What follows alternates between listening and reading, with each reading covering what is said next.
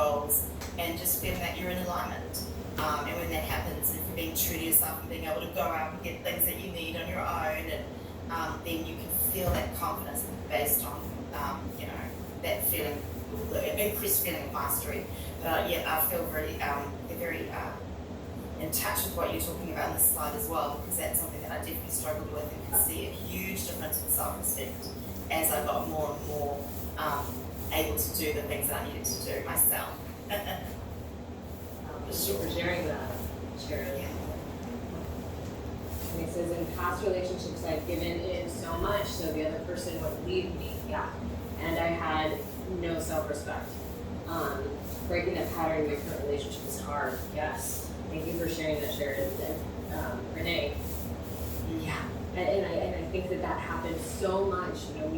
We can be so wanting the approval from others and for the person not to leave us, where we end up leaving ourselves, right? Because that's kind of what not acting on self-respect means. I'm kind of leaving myself. I'm saying you are more important than me, right? Wow. And, and we leave ourselves, and that's where I think a lot of times we really struggle internally because we have left ourselves, right? We haven't prioritized ourselves. Whereas I feel that self-respect is like having mental boundaries with others similar to physical boundaries in space. Yep, I agree. Sabrina says, I found that loading up on self-love and self-care has helped me to realize and increase my self-respect. Awesome, yes. I absolutely agree. And I think that that's both an internal practice towards ourselves. And I think the more that we do that, practice treating ourselves like we would somebody who we love, right? Treating ourselves like we would our best friend. And doing that internal self-love helps to build up that space to do it outside of us too, to act according to what matters to us. But both need to happen. So we need to be treating ourselves kindly and, acting in a way and standing up for what matters to us. Mary says, it helps us trust ourselves for sure. Yes. Kay says, totally relate to Renee. Yeah. Okay. Ben says, I noticed too that self-respect is really hard to grasp when we're in a codependent relationship. We lose our sense of identity and it's all revolving around the other person's partner. Yes, absolutely. Very insightful. That's very, very true. And so starting to kind of take back our self-respect with that is very important. We're going to talk about that. Today we're talking about that, but also we're going to talk about that. I think next week we're getting into, like getting people to like you and connecting with others, and also not losing ourselves. So how do I connect with others while also maintaining connection with myself? But yes, that is the challenge, and it's like slowly kind of pulling back our self-respect. What is it early? You shared, Renee? Seriously, yes, I have no idea what this is. And it takes time, right? But we start to get a sense of it. I think too, it can be really foreign, especially because it hasn't been how we oriented. But I do find that as we start to act in this way, and this might mean something as simple as saying no to something, when we usually just say yes to everything, even if we don't want to, we start to be like, whoa. That was the biggest, that was something that was so pivotal for me, I know, in building my self-respect. I remember I was like 16, and my therapist was teaching me how to say no, because I didn't really know how to do that or stand up for myself. And when I did it, and I was so terrified to do it, and then I did it, and I survived it, and like, wow. And what I also found is that other people started respecting me more. As I started to act with more self-respect, other people actually started taking me more seriously and respecting me more. It was pretty cool. It was like the opposite of what I thought was going to happen.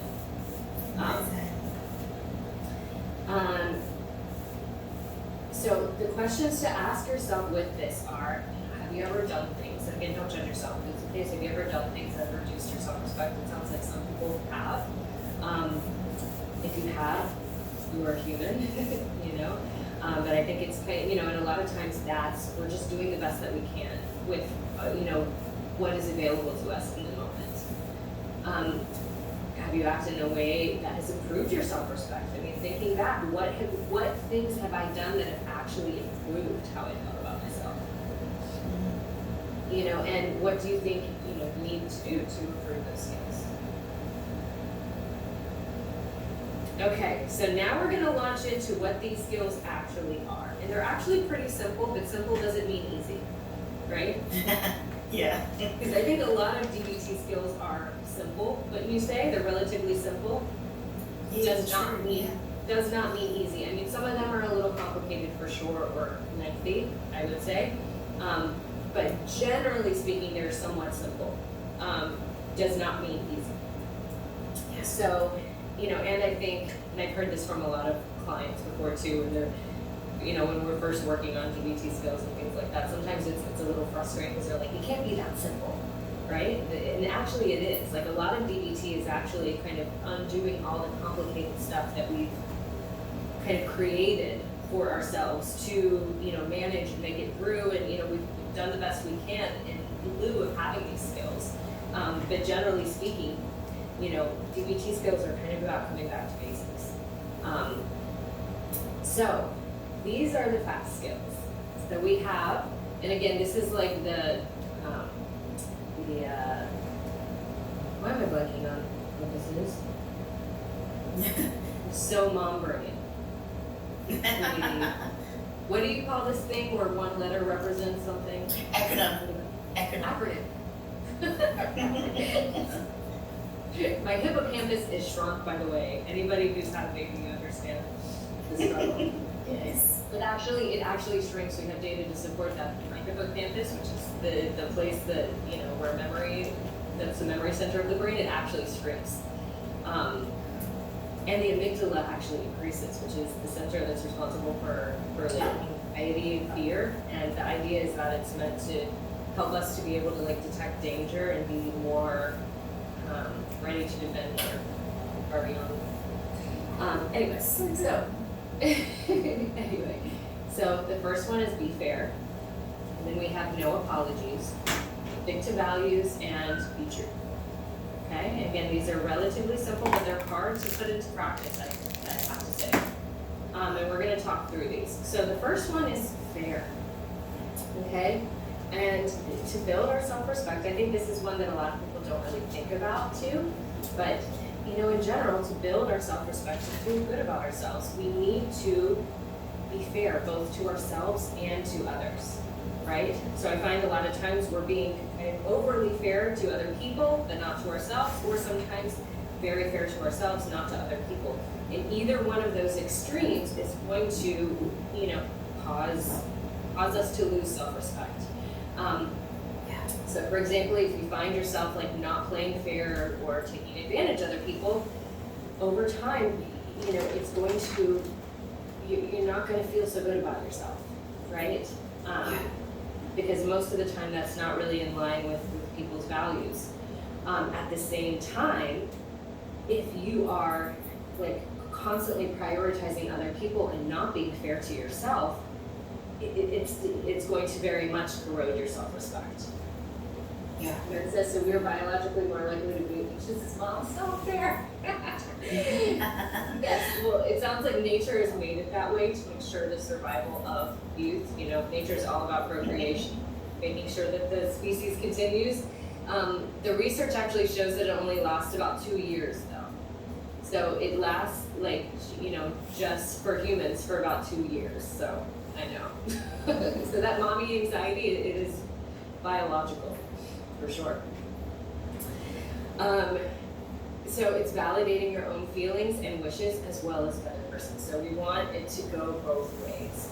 You know, and so a question to ask yourself when it comes to this is like, do you tend to prioritize your needs ahead of other people, or do you tend to prioritize other people's needs ahead of yours? You know, is there kind of an imbalance there? And so I would encourage you, if there is, to work on bringing it more, you know, to a balanced place, to a center. So you're honoring both. So the next one, no apologies. So this is one that I find very much with people who, especially I find with people who tend to really put other people before themselves, right? So these might be big givers, I'm gonna do anything, go out of my way to help someone else, but I have a hard time asking for help myself, right? Or, just put other people's needs ahead of mine. So, one part of this is not apologizing. Not overly apologizing, not apologizing when an apology is not warranted, okay? So if you have in fact done something wrong or something that violates your morals, please apologize. Actually, not apologizing and making repairs and making amends can jeopardize your self-respect when an apology is needed, for sure. But I find a lot of times when it comes to self-respect, you find people overly apologizing, right? So I'm not sure if anybody, raise your hand if you have done this. I sure have in the past. But it's this whole apologizing for anything, apologizing for having an opinion, for making your request. I'm sorry, but would you go get me a glass of water? No apology warranted there, right? So we apologize. I say I'm sorry when I've actually done something wrong, right? So I'm going to show you a slide in a second of some things that you can say instead of apologies, instead of I'm sorry. But for right now, the focus is do not overly apologize. And this can take a lot of work, and even let's say that something does warrant an apology somewhat, let's say that somebody, for example, let's say a client shows up late for our session and they come in and say like, I'm sorry I'm late. I know that our appointment started at 15. Go and say that, right? I'm like, okay, that would be somewhat warranted there, right? But if that client continues to just like apologize, like over, I'm so sorry, professionally I did that, so like it's too much, right? And it can actually sacrifice that person's self-respect. Also like apologies for disagreeing, apologies for an opinion. I'm sorry, but this is what I think. Okay, but there's no apology needed there. Apologies imply that there's wrongdoing. And so we don't want to use that when there has not been actual wrongdoing, okay? Mm-hmm. And it's not only with our words, but also with our physiology, right? So this means not looking down, eyes down, like slumped, things like that. The other thing about this, we talked about relationship effectiveness last week, but excessive apologies can actually hurt relationships, okay? Mm-hmm. So, there are definitely times in relationships like making repairs and apologizing when it's warranted is very important for relationships, right? However, excessive apologies can actually damage a relationship. Number one is it can be kind of annoying. It can, start to get on people's nerves actually. The other thing too is, I think if we're apologizing for things where it's not actually warranted, I think that it actually can make our apology, our warranted apology, less meaningful. Yeah. Right? It's a big one. Yeah. Like if I'm saying I'm sorry for everything, and then all of a sudden, like there is something that really needs an apology, it might have less impact if we're overdoing it. Mm-hmm. So here are a few things to say instead of I'm sorry. And this is something that I still work on myself, and I can catch myself sometimes and I'm like, okay, even with my husband, like if I'm speaking up for something that, it's like, I'm sorry, and I even catch myself and I'm like, no, actually I'm not sorry. This is how I feel, right? So even like catching it is important. Katie says this I'm sorry idea is when I struggle with understanding, like sometimes we say that if I'm sorry for your loss, but aren't taking responsibility for the person's death. Yes, and so I think that this is where there is nuance here, Katie. I think that something like that is fine to say, and reasonable, and a very, normal, helpful thing to say, right? So that's something that I say too. I'm sitting here teaching no apologies, but I will certainly say, I'm sorry for your loss. It is showing, that I care, that I recognize the pain that they're going through. And I think most people know that doesn't mean that I am saying that I'm responsible for the loss or somehow at fault. So I think that that's one of those areas where, it's like a colloquial phrase that people say, and people, there's like there's a knowing that what is being communicated. That's a lot different than, you know, apologizing for having a different opinion, or for asking for help, or, you know, overdoing it when you're, you know, late for something, etc. Okay, good, Katie. So that's kind of like, there's a little nuance with that. And Janet says, I said sorry when they realized it wasn't warranted, and then said sorry, I'm not sorry. I love that. For sure. Sorry. Yeah. So good. So here are just a few ideas of what you can say instead. So one, thank you. Let's say you showed up late. Thank you for your patience. You know, it could also be like, thank you for understanding. I have a question instead of I'm sorry, but I'd like to ask something, right? Just I have a question. Another one, personally, I don't care for it, but I have a suggestion for improvement, right? As opposed to like, I'm sorry, I don't really like it. No, sorry necessary. Another one, would you mind handing that bottle of water to me? Instead of, sorry, would you hand that bottle of water to me? This is one that I've worked on with so many clients, actually, like getting them into the repetition of like going out and actually asking for those things. If you tend to be an over apologizer, or somebody who has trouble asking for help, doing things like that can be really helpful. Like, see if you can ask somebody to do something for you. You know, something that's maybe a little bit out of their way, that's not kind of out of the, you know, kind of a typical request, without saying, I'm sorry. Yeah, yeah. Another one, let me explain that further instead of I'm sorry for the confusion. Yeah. So if you guys have any other ideas for things that you could say, feel free to share them, of course. You can also put them up in the community, like ideas for what you can say instead of I'm sorry. Because it can be challenging, because, you know, a lot of times it just kind of makes its way into how we speak. Yeah, absolutely. I remember thinking when I first learnt about all this, thinking, this is very empowering, being able to actually have these practical statements you can then start learning to bring on board into your own vocab. But one of the things that always comes to mind is going to the supermarket and seeing somebody, a worker doing something on the shelves, and you're desperately trying to find something, and you're like, I'm so sorry, can I ask you, you know? And then I've found that I can just redirect and start asking it differently and say, would you mind if I asked you a question, as opposed to saying, I'm sorry. But just practicing, you know, that type of thing. If you're looking for something in the supermarket, that's another easy, low-key type of situation to practice. Getting that new vocab on board and starting to switch now. And using those, I love those kind of low-key types of situations to practice some of the stuff.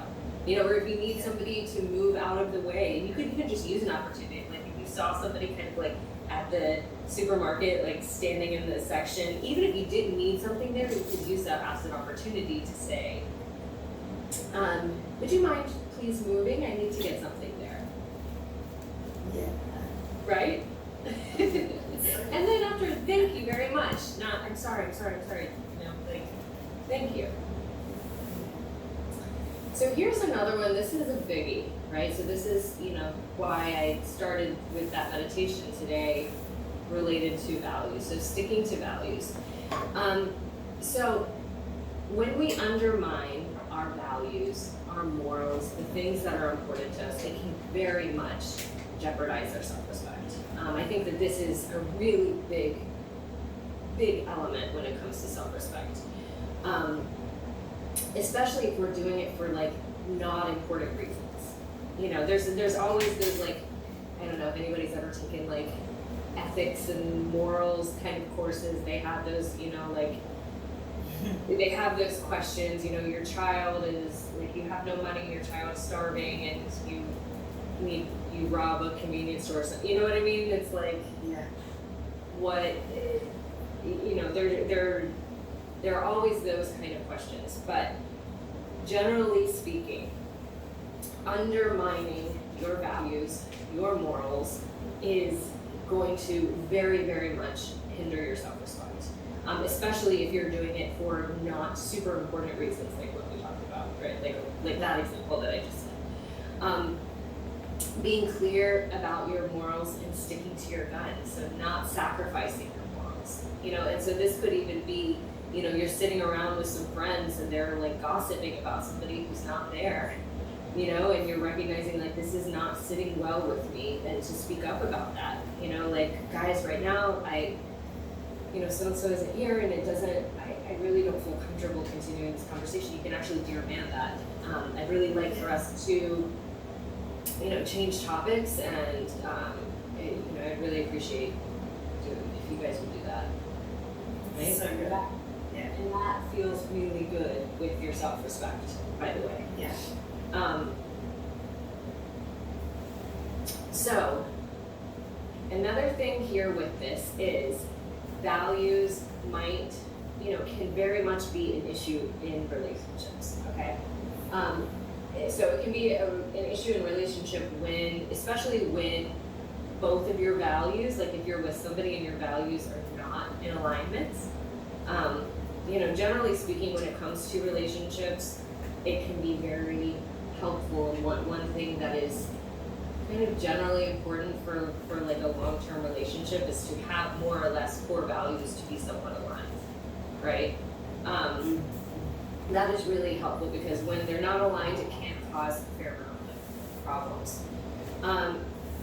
But it can cause problems when important people in your life have different values than yours. And it says, why is it on us and other people don't carry their own personal integrity? Like, at some point, others know when they're pushing on your boundary, or can read your lack of self-respect, and they still avoid you. Yeah, and that's on their self-respect. And, I think one of the things when it comes to self-respect, you bring up a really good point, is, and we're gonna talk about this in just a second, that nobody can take away our self-respect, right? Like, that is up to us. And if we are with somebody who does tend to not respect our boundaries, that takes advantage of our kindness, our giving nature, things like that, then, self-respect would lead us to probably maybe find some distance from that person, maybe decide to what extent that person needs to be in our lives, etc. Right? Because there are going to be those people who do kind of take advantage or not respect boundaries, and when that's the case, especially when we have used our best DBT skills, our best interpersonal skills to stand up for those, and if the person is still not respecting those, then we need to make decisions about how we want that person to be in our lives. Does that make sense? Absolutely. Absolutely. But my self-respect is on me, and your self-respect is on you. So I need to act in a way that I feel good about at the end of the day. And I want to try to orient myself around people who are able to respect that. And I think the more that I choose people who do respect that, that is alignment. That person is not giving me self-respect. That is me choosing who gets to be in my orbit. Does that make sense? Absolutely. I think that increases as you become stronger with self-respect. You start to then evaluate some of those relationships or friendships. For sure. And we start to choose people differently. And, there are some people, we're going to talk about this when we talk about, like, really difficult relationships and sometimes, like, hopeless relationships or destructive relationships.